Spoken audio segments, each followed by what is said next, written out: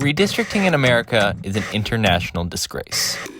If you're watching this, you've probably seen numerous videos recommended to you explaining the dangers of what's known as gerrymandering. As you may know, redistricting is conducted every decade in this country, along with the census.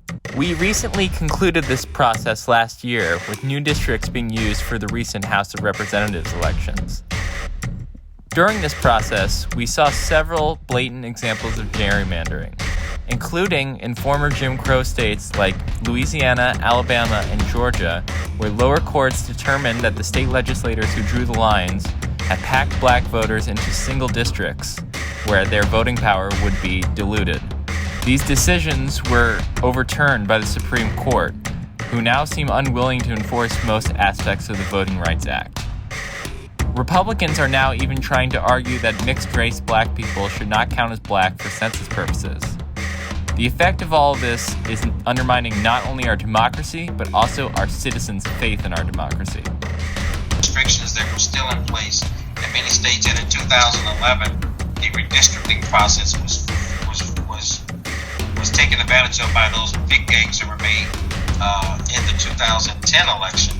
The extreme partisanship that was done in these elections created a situation where there were a number of people in states who were voting, maybe 55 to 45 for congressional candidates, but states were enacting lines that were hyper partisan, that were giving them a super majorities. I'm from the state of Ohio, and that happened in Ohio, where there was 56% of the people voted for Republicans and 44% for the Democrats, but the Republicans ended up writing districts that gave them 63% super majorities in the legislature, despite the votes of the people. And so the redistricting process has did a lot to help undermine our democracy as well.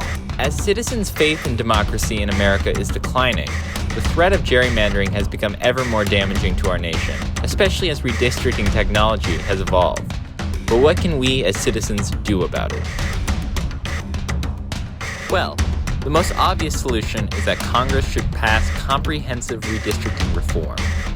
However, at the present outlook, with Republican control of the House of Representatives, this appears unlikely. So while we should continue to contact our elected officials and vote for candidates who support redistricting reform, what else can be done? Well, there is a whole new dimension of redistricting at the local level. County and city authorities who elect representatives through districts are required to redraw them using updated census information. Depending on your area, your local redistricting could be occurring at an unusual year instead of the typical beginning of the decade.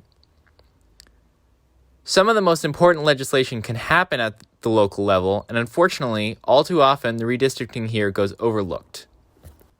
Keep in mind, many states and cities have the ability to submit ballot referendums and influence public policy through direct democracy. These usually require a certain number of signatures from voters, meaning that there could be opportunities for your community to pass redistricting reform via the ballot box. This has been successful in a number of states, including Colorado, Michigan, and Missouri, in securing an independent process. The other crucial power you hold as a citizen is that of the public comment. Whether it be on Zoom or in person, almost every redistricting process run by commission or legislators will hear public comments from citizens who wish to give their input. While one person's comment is unlikely to sway a commission to make large changes, if communities stand in solidarity and advocate for their needs, they can create districts that truly represent them. In Washington, my home state, a group titled Redistricting Justice for Washington committed to passing maps that emphasize racial justice. This group was a coalition of community organizations advocating for equal democracy, racial justice, and women's rights. They made a coordinated effort to advocate for maps that enhance voting power for marginalized communities. And in the end, they were successful in getting some real tangible wins. These included securing a new Latino city council district in Yakima, keeping indigenous reservations within the same district, and securing the 9th Congressional District's place as a majority-minority seat. Also at the local level, Redistricting Justice for Seattle faced a contentious battle within the city's redistricting commission. They submitted their own proposal to the Seattle Commission that was originally the basis for the draft map. Then, almost as if on a whim, the Commission abruptly adopted an offhand suggestion from a computer analyst that proposed keeping the wealthy community of Magnolia together by splitting the community of Fremont 3 ways. This was in contrast to the RJS map, which had taken into concern minority and renter communities. Luckily, RJS made a full-court press to restore the map back to its original proposal. They wrote op-eds, they floated public comments, they made a social media push, and eventually the final draft of the map ended up looking overall close to their proposal.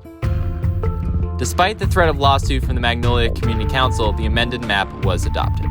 All of this goes to show that community advocacy organizations for marginalized groups can have a huge impact on the local level, from Latino voters in Philadelphia undoing years of dilution of their votes, to queer organizations successfully securing that historically queer communities would not be divided by California's redistricting commission.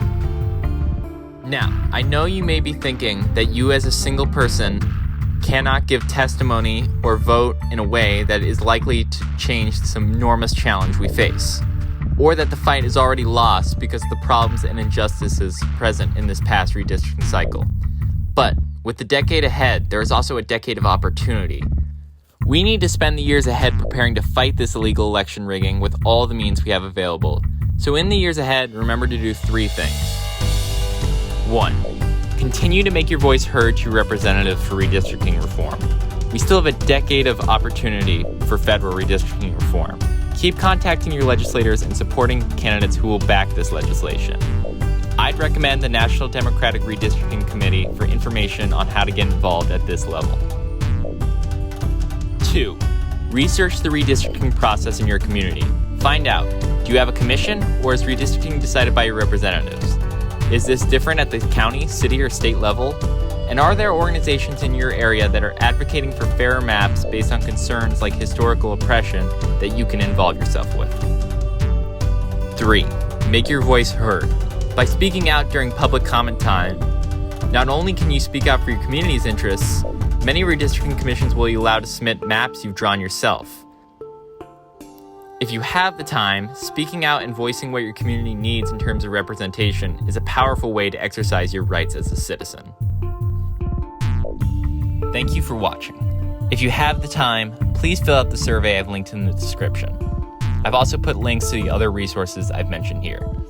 Again, thank you for watching, and I hope you can see why this issue is so vital to the fate of our democracy.